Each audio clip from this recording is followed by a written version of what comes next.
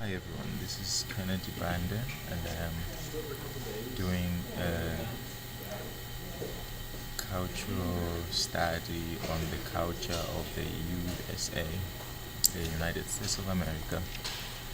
I found it a very interesting thing to do because, of course, I have been here for the past 2 years studying a Master of Arts in Bible Exposition, and also uh, I have, lived with Americans and I have a lot of American friends. But so I felt it was a great opportunity to get to know the culture better and then understand it better. Yeah. So this study has been quite a very rewarding study for me because I have learned a lot of things during my time as I've been researching and trying to find out about what the culture of the USA is all about. I have learned many things that I didn't know from my experiences, so it's been quite a very uh, rewarding learning experience. So, uh, as I earlier mentioned, I'm doing this is a study of the culture of the United States, specifically USA, not just the entire America, but just specifically USA. So, first and foremost, the question: what is the American culture? What is the American culture? The American culture, that question itself may sound as a very simple question to somebody who just comes from America. Maybe they have been in America for 30 days. I don't know. It might sound as a simple question, but when you live here longer and learn about the people, learn about their lifestyle and who Americans are, that is a very tough question. It's tough because the American culture is one of the most diverse cultures possibly in the world. Because unlike any other country in the world, America is has very diverse cultures. So there's very much diversity in the American culture. So what is the American culture? Well, is there a culture that uh, defines the entire American culture, or isn't there any culture in America at all? So this is the question that I'm asking. So because of the diversity, uh, you can see that the diversity is essentially caused by the fact that America is made up of many cultures that come from almost all continents. I mean, not almost all continents, but initially all continents. People come from Africa, people come from Asia, people come from, South America and all of those places. And they came to settle in this one place. So, as you can see in this picture, there are so many races that are being shown. There are Mongolians, there are Negroids, there are Caucasoids, there are, and all of that. So it's just a diverse amount of race and culture. Uh, there are so many people, as you can observe. They're black and white and yellowish and red and people and all of that. So it's just a diverse amount of culture. You can tell from the clothing, the way people dress, the way people, and all of that. This little picture here can tell a lot about what the American culture is all about. In American culture is summarized by this other picture here, which shows a woman cooking uh, people, which is kind of a very funny picture. But what it entails there is that America is often defined as the melting pot. It's called the melting pot because people from all different aspects of life come to this one nation and then mix, in the culture. Now, by mix, what I mean is that some people don't usually leave their culture the way they used to live. I mean, their norms and beliefs. When they come to America, they really don't leave what they are or what they believe in. Some people cling to those, maybe cling may not be the best word, but they hold on to what they have always believed. And so you find that this culture has different sets of little cultures, subcultures within the overall culture of the United States. So by definition, I would say the American culture is a diversity of cultures within culture, because there are so many cultures. However, when people come here, they often find themselves learning from what they are found here, the American way of life, of living. Now, who is an American? Uh, During my research, I found out that an American is just somebody who has legal documentation, who has been legally authorized by the government of the United States as a citizen, and this has nothing to do with their skin color or their height or weight or whatever, or their background or continent they come from. This is just, as long as they have legal documentation, they have the right to claim that they are Americans. As you can see from this picture here, an American is just, can be any of these guys here. It can be an Asian, is an American. It can be a black man from Africa, usually called African Americans for some reason.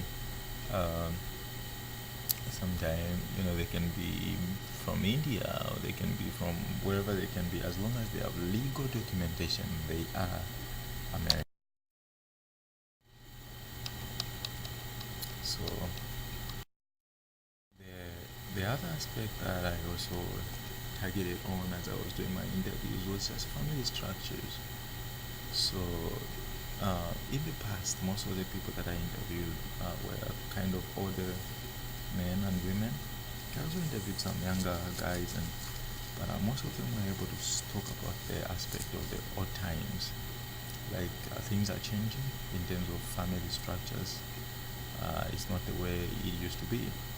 So they were able to say that in the past, nuclear family used to be the norm, but now families have changed.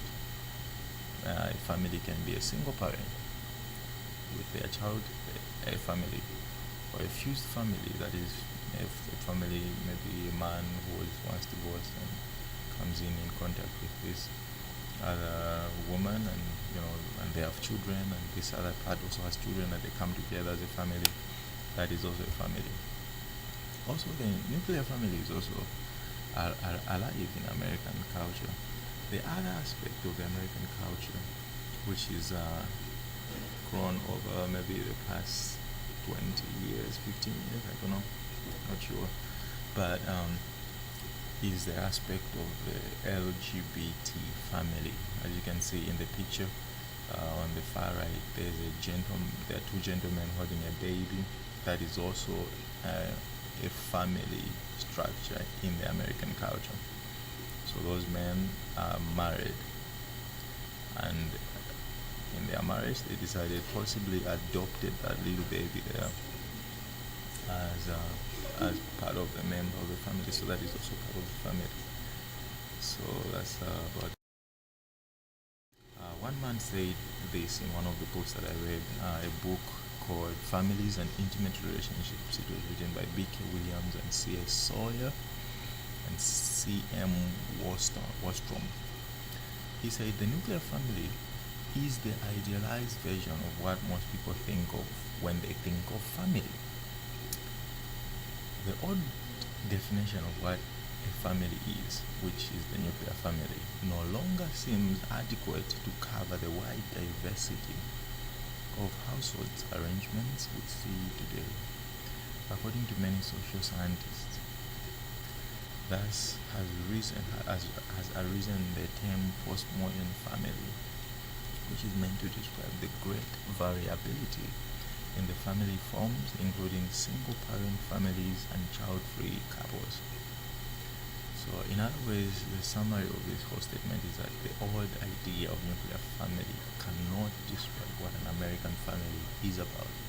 It can no longer do justice to describing what a family is, because families now are different. There are single families, child-free families,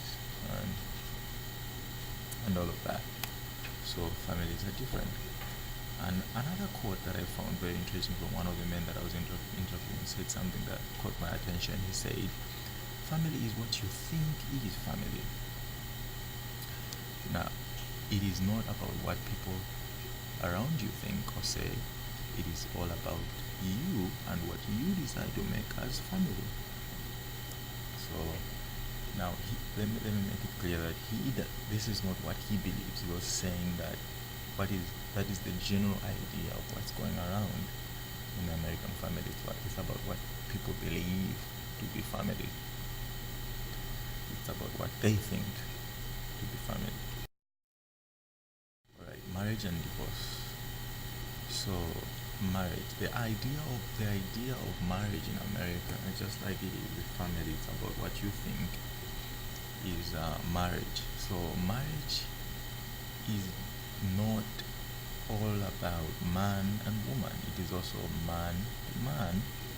Um, like like you can see in the picture here, marriage in America can be between a man and a woman, like this lovely couple, between man and man. As you can see, these two handsome men are married and happily married. Their marriage can also be between woman and woman. We can see here another couple here happily married. So marriage in America is really about what people, what they feel like. It's about what they feel that they want to do. So it's not about what you as a Christian think marriage is. Possibly as a Christian you would define marriage as in the aspect of man and woman, but that is not the case. The rate of divorce, however, is as equal as the rate of marriage itself. So as much as people are getting married, there are also people getting divorced every day. And the courts, according to the interviews, they said the courts have made divorce easy. Actually, you can download divorce papers online. You don't have to go to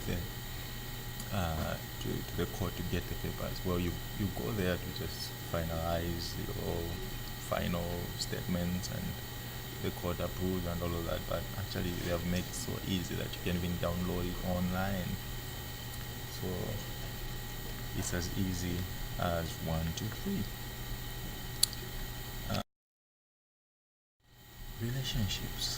Relationships in America are very different. They are different in the aspect that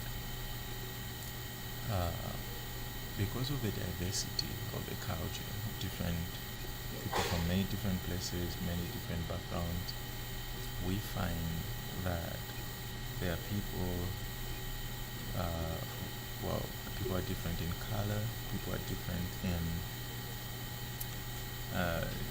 beliefs and all of that. So one of the biggest problems in relationships in America, which has caused tension, is racism. Most people that I interviewed were honest about it and open to talk about it. They were able to acknowledge that racism is really a big problem, which has made relationships in America kind of very, very different and very, very not very positive in the positive aspect. They're not very positive because of the race issue. And part of that is because of the background, the history of the United States. So there were slaves in the past, and most of those people were slaves. Some of the generations that came out and knew about the history and all of that, they're still upset with what has been going with what happened. But it's not only that. Others who spoke out talked about the idea that there are others who feel that there's another group which is more privileged and others are not privileged. So there's all of that going on. The other aspect of the culture is individualism. Individualism is a really big deal, and most people, these are from my interviews, most people say a lot of people in America want to achieve goals by themselves. They want to make it by themselves. So it's not like a community, like, let's work together, let's achieve together and celebrate together at the end. It's more about I can do this, I can do it on my own, I can make it on my own, and I can achieve this American dream on my own, and I can become big on my own. So individualism is a big deal, and most people would rather chase the American dream than relationship or community. And so as you can see, there's a picture there of a man. This is a picture that I found online. I mean, it was kind of funny that he chose to go alone and yet he was asking for help, which is kind of ironic. I found it on Google and I feel of sharing with you or my friends. So, death and funerals. Death is interpreted according to the person's belief system. Like we said, it's a diverse culture. So people from China have a different interpretation of what death is or how they handle funerals. Or from Africa, they have a different way of handling funerals. Or from Europe, it's a different way. So funerals are handled according to the family's belief system. Some people bury their loved ones in a coffin, or others burn their remains. The same can also be said about the afterlife. People have different beliefs depending on their belief systems. Others believe in life after death, while others don't, and still others believe in reincarnation. As we said, it is a melting pot. Cultural influence. I asked a question to about 8 people, and I really wanted to understand what really influences the culture, because every culture is built on some kind of an influence, something that plays a big role in influencing that culture. And what I found out is that most of the people were able to talk about the idea that most people are influenced about their faith by their faith belief and faiths or belief systems. However, the biggest influence in the culture is the media, in the news and the entertainment industry. From most of the people that I interviewed, they say about 85% of the American culture has been shaped by the media, the news and the entertainment industry. So it has shaped the way the way people dress, the language, food, the music.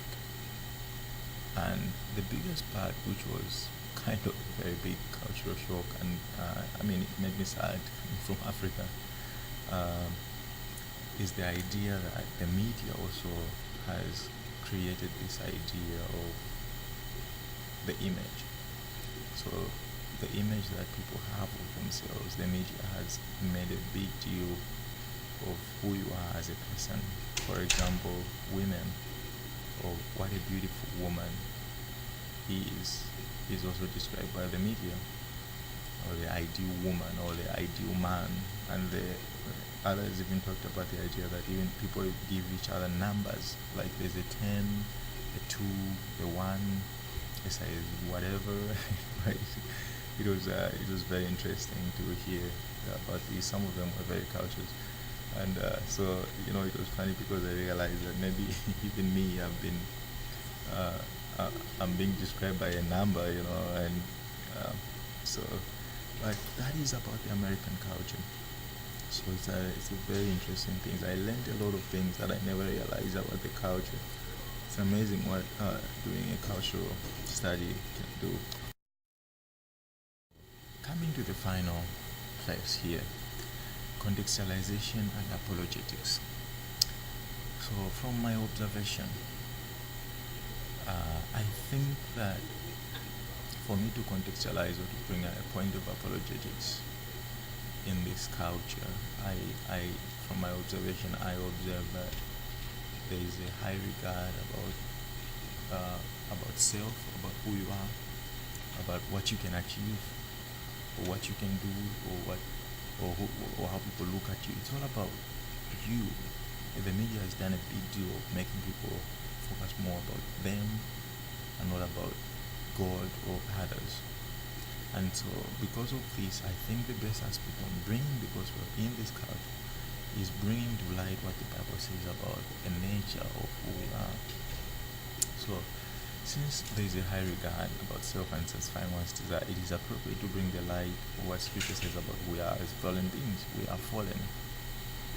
As much as we like ourselves so much, our nature needs a Savior.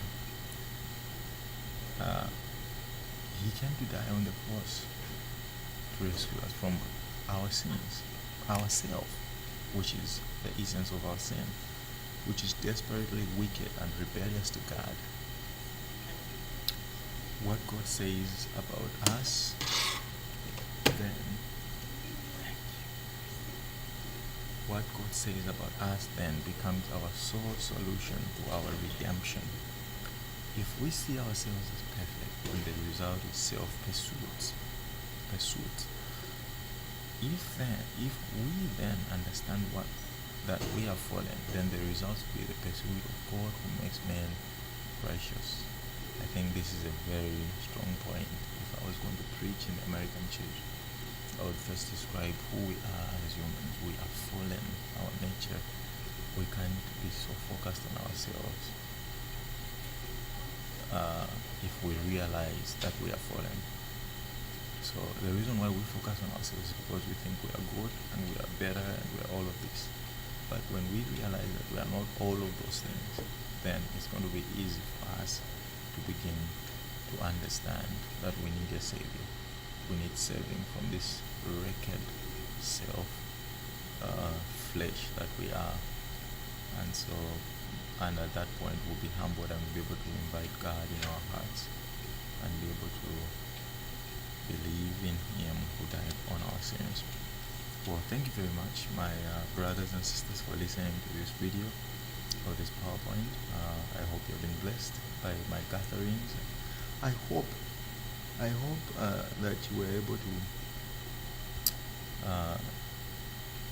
I hope I did justice to describing the culture. I hope I wasn't biased in any way, and if I was, I apologize. I was trying by all means to be